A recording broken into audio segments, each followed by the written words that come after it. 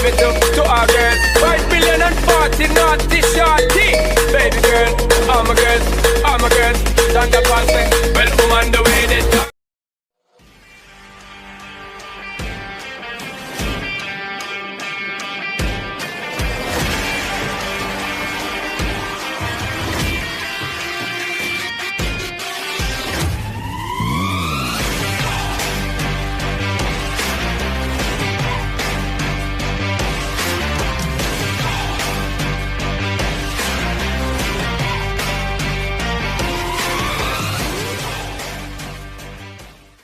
Assalamualaikum bosku, kembali lagi dengan saya yang pastinya tetap di channel Yahya WC.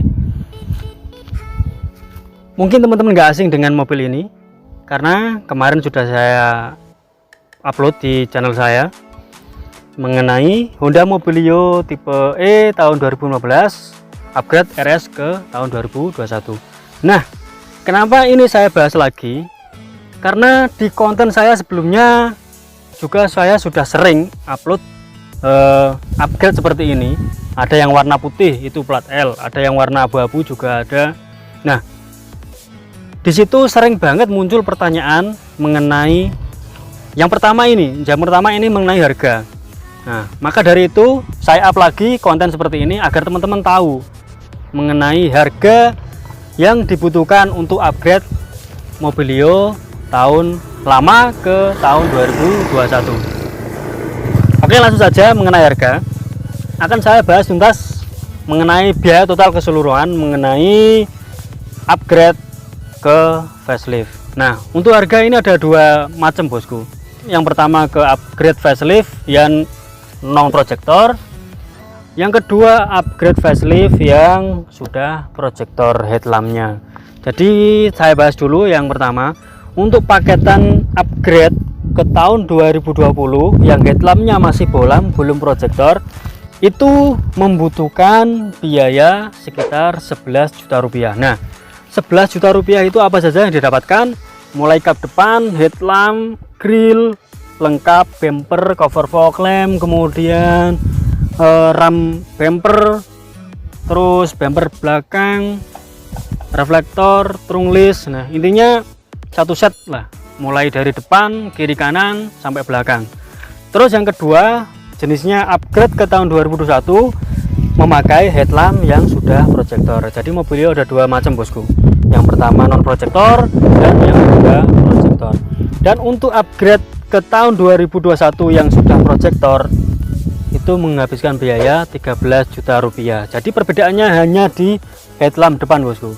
Untuk headlamp yang lama masih standar bolam, kemudian yang proyektor sudah tampilan proyektor. Mungkin teman-teman bisa menyaksikan model headlamp yang proyektor di video sebelah saya ini. Terus itu mengenai harga. Jadi harga ada dua macam. Yang pertama non proyektor itu 11 juta rupiah, kemudian yang sudah proyektor 13 juta rupiah. Mungkin mengenai harga sudah cukup. Kemudian akan saya bahas lagi mengenai pertanyaan. Dan untuk pertanyaan yang kedua yang sering muncul di kolom komentar yaitu mengenai rangka. Nah, ini banyak banget yang bertanya alias khawatir apabila mobil yang di-upgrade ini rangkanya dipotong, rangkanya ditambahkan, atau rangkanya dirusak. Jawabannya begini bosku. Untuk Mobilio tahun 2014 sampai tahun 2021 itu rangkanya sama alias enggak ada perubahan sama sekali. Jadi mau 2014 pakai bodi 2001 kayak atau 2021 mau pakai bodi 2014 kayak misalnya, itu sama, enggak ada perubahan sama sekali. Jadi mungkin jelas mengenai pertanyaan ubah rangka. Kemudian saya lanjutkan lagi untuk headlamp. Nah, untuk headlamp apakah kelistrikannya ada yang dirubah atau tidak? Yang pasti jawabannya pasti dirubah. Karena apa? Karena soket headlamp mulai tahun 2014 ke tahun 2020 itu untuk bolam headlampnya itu sama. Kemudian yang tidak sama itu hanya di bagian lampu kota, karena yang lama kan belum pakai DRL nih. Kalau yang tahun 2017 up sudah pakai DRL. Nah seperti ini, jadi itu soketnya beda. Kemudian untuk lampu sen juga beda.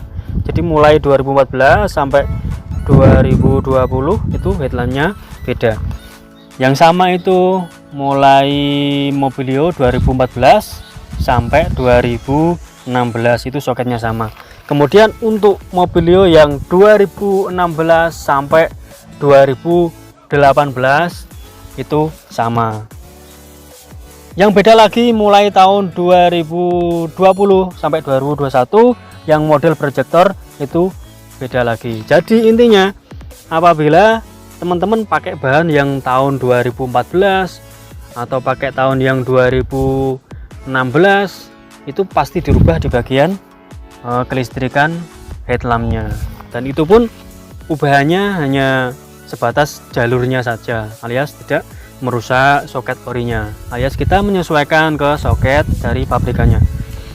Kemudian yang bahan dari 2020 misalnya mau pakai yang proyektor, mobilnya misalnya yang belum proyektor terus kemudian mau pakai yang proyektor, nah itu pasti rubah lagi karena yang proyektor itu lebih agak rumit lagi perubahannya, lebih banyak lagi perubahannya. Jadi seperti itu bosku. Terus untuk headlamp sudah cukup. Kemudian saya lanjutkan mengenai plug and play. Mengenai pertanyaan plug and play tentang modifikasi Honda Mobilio atau upgrade Mobilio, saya ulangi lagi mengenai PNP. Ini sangat PNP untuk bagian bodinya, itu sangat PNP. Mungkin teman-teman akan saya lihatkan langsung mengenai baut-baut atau yang saya maksud PNP. Akan saya buka dulu untuk kapnya.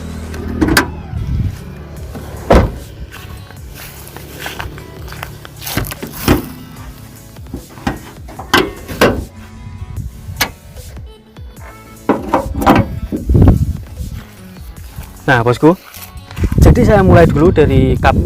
Nah ini dari kap mesin. Untuk kap mesin bautnya sama, kemudian untuk pendingin engine yang dari karet ini juga sama dudukannya. Jadi tinggal kita lepas dari kap orinya, kemudian kita pindah ke kap yang facelift. Kemudian lagi headlamp. Nah ini headlampnya, dudukannya sama persis bosku, jadi tetap di sini nggak ada perubahan sama sekali. Untuk baut headlamp itu ada 3 baut, mulai dari sini, kemudian di bagian dalam sini, terus di samping itu sama persis, nggak ada perubahan. Mungkin untuk baut yang ada di dalam ini bisa teman-teman lihat di waktu proses pemasangannya di video yang sebelumnya ini, di video yang sebelum ini, karena untuk proses pemasangan juga saya upload di channel saya, bisa teman-teman lihat di link yang ada di deskripsi. Mungkin saya lanjut lagi mengenai plug and play. Kemudian untuk grill depan, bumper depan, grill depan ini juga plug and play, tinggal kita satuin sama headlamp, ini tinggal baut klik aja. Kemudian untuk 2 baut bumper di bagian sini juga PNP, tinggal kita pasang aja. Terus fender ini juga nggak ada ubahan, tinggal kita pasang saja. Nah ini bosku, ada satu nih, kalau untuk tipe E dan tipe S untuk inner fendernya itu nggak sama, tapi perbedaannya sangat minim bosku, perbedaannya sangat sedikit. Nah ini kan ada lubang, ada celah lubang sedikit, terus kemudian di bawah, yang di bawah ini menggantung. Nah bosku, jadi kalau teman-teman pengen rapi, ini tidak bolong, jadi ya harus merubah inner fender ini. Tapi menurut saya ya nggak begitu penting-penting amat sih, tergantung dari teman-teman semua. Jadi itu aja yang perlu diganti menurut saya, tapi itu tidak wajib sih. Kemudian untuk bumper belakang itu juga nggak ada perubahan. Nah ini bosku, untuk reflektor bagian belakang ini kita bisa ambilkan dari yang lama. Nah ini untuk reflektor yang merah ini ini kita bisa ambilkan di bumper mulai dari tipe S sampai E dan RS itu juga ada semua, jadi tinggal kita pasang aja. Untuk list chrome ini kita pasangin khusus yang punyanya RS, karena di tipe E dan S tidak punya list chrome. Jadi itu mengenai PNP sudah saya jawab tuntas dan saya buktikan kalau ini PNP. Nah, untuk side kit juga, untuk side kit ini juga PNP bosku. Nah, ini bisa teman-teman lihat ada 2 baut, dan 2 baut ini mengikuti dari baut originalnya, alias kita tidak perlu mengebornya lagi, sudah ada. Oke, mungkin cukup mengenai pembahasan tentang plug and play. Akan saya tutup dulu kapnya.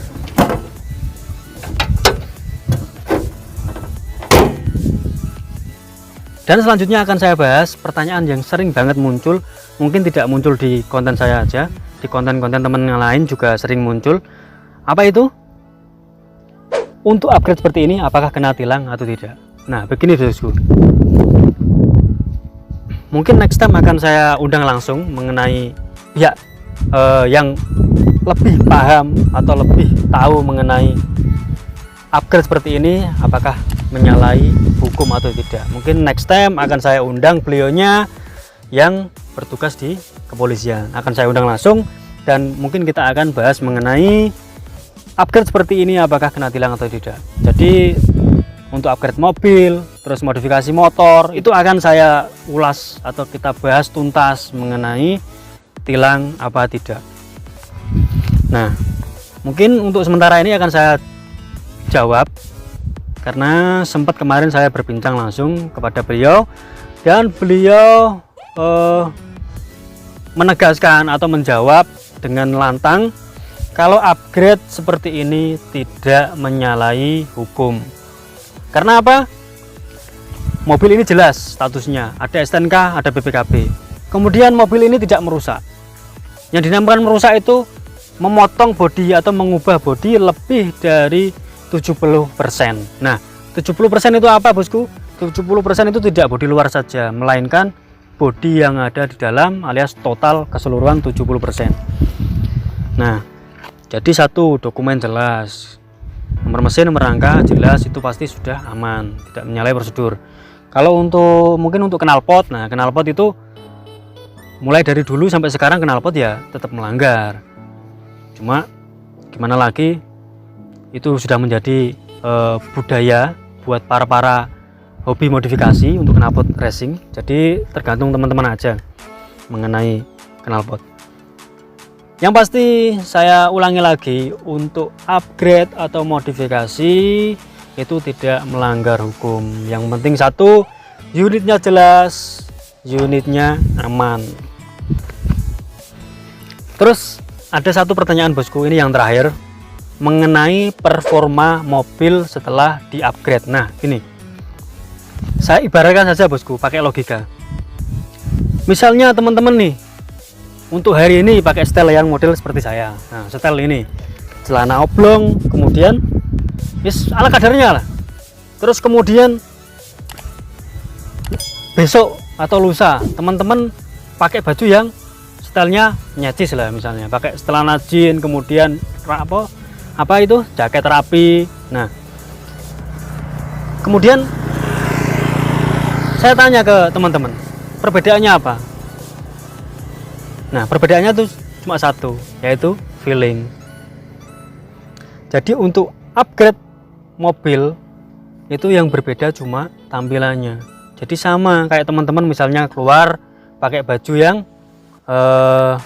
lecek misalnya, terus sama keluar pakai baju yang bersih rapi. Nah itu pasti kan moodnya enakan yang pakai baju rapi. Nah seperti itu bosku modifikasi. Jadi modifikasi itu tidak mengurangi performa, karena cuma beda baju saja. Jadi yang dipengaruhi cuma tampilan luarnya saja.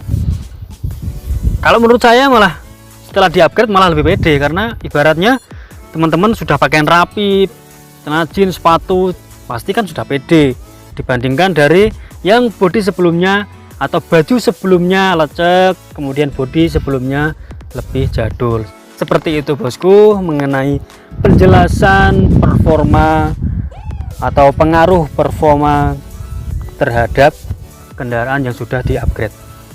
Mungkin cukup mengenai Q&A kali ini. Sampai ketemu lagi di konten berikutnya, dan mohon dukungannya buat teman-teman agar selalu support channel ini dan bagikan sebanyak-banyaknya konten yang sudah saya posting agar teman-teman tahu mengenai informasi otomotif, modifikasi, upgrade, tutorial, dan lain-lain yang tertuang di dalam konten atau channel YHBC. Mungkin cukup bosku, saya undur diri, salam sukses YHBC.